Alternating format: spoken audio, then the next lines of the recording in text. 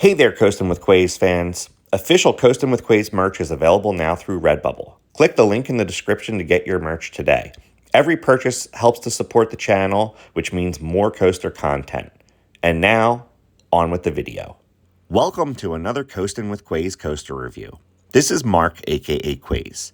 This coaster review brings us to Six Flags Great Adventure. Unless you've been living under a rock, you probably know by now that the one and only Kingda Ka has officially been demolished. So, for the first time on this channel, I will be reviewing a defunct coaster, Kingda Ka. I actually got my first rides on Kingda Ka during the 2024 season, which is kind of weird since I've been to Great Adventure a ton of times since the ride opened in 2005. I am glad I was able to get multiple rides on Ka, since the only two hydraulic launching Stratocoasters are officially defunct. It is no longer possible to experience that type of ride, and I am fortunate in that I was able to experience both Kingda Ka and Top Thrill Dragster at Cedar Point multiple times. Let's take a moment to look at Kingda Ka by the numbers. It was located at Six Flags Great Adventure in Jackson, New Jersey.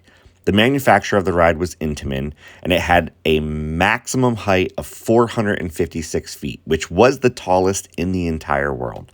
The drop was 418 feet, the angle of descent on the top hat was 90 degrees, the overall length was 3,118 feet, it had a top speed of 128 miles per hour, it had 0 inversions. The years that it operated were between 2005 and 2024, just short of that 20-year anniversary, and the minimum height requirement to ride Kingda Ka was 54 inches. Kingda Ka was a simple ride, but that does not mean that it was boring.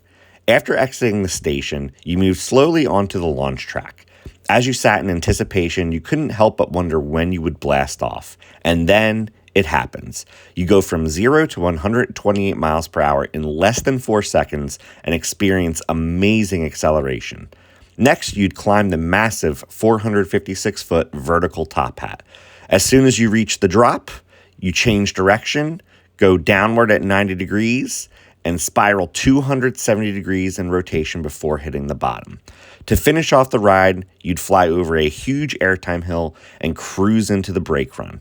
For such a quick ride, it is crazy to think that you traveled over more than 3,000 feet of track. I think most people would agree the best part of Kingda Ka is that launch. It is pretty insane to accelerate at such a fast rate.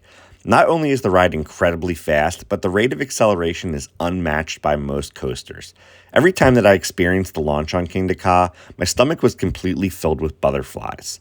Launches on other coasters are a lot of fun. Something like Copperhead Strike at Carowinds or Big Bear Mountain at Dollywood feature multiple launches.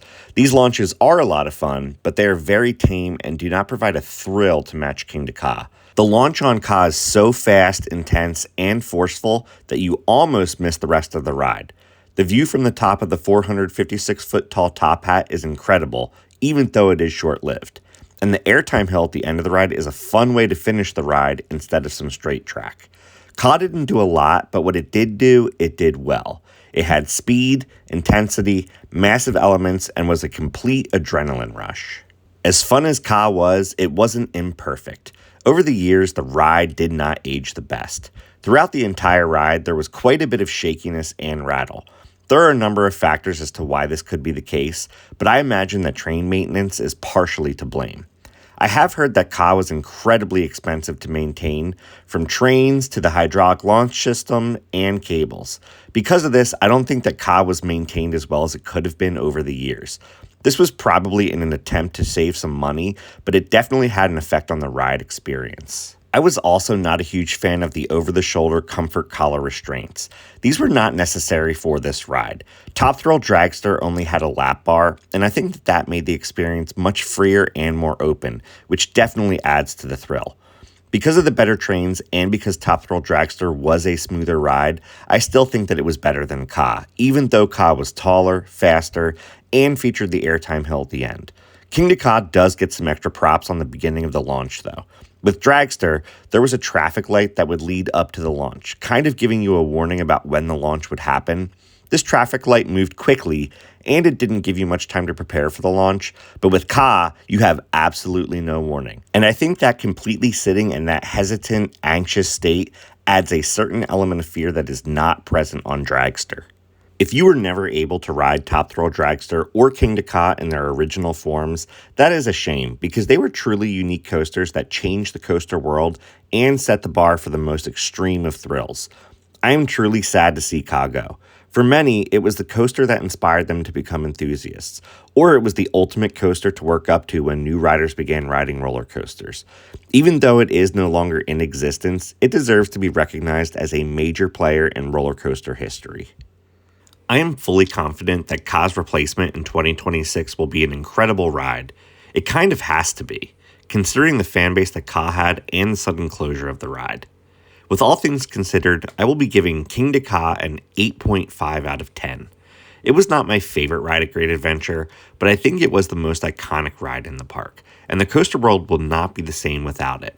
With Ka gone, at least we can look forward to being able to ride Top Thrill Dragster's reimagined form in Top Thrill 2 at Cedar Point, even though it's not quite the same.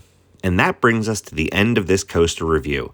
Let me know in the comments what you think of Kingda Ka.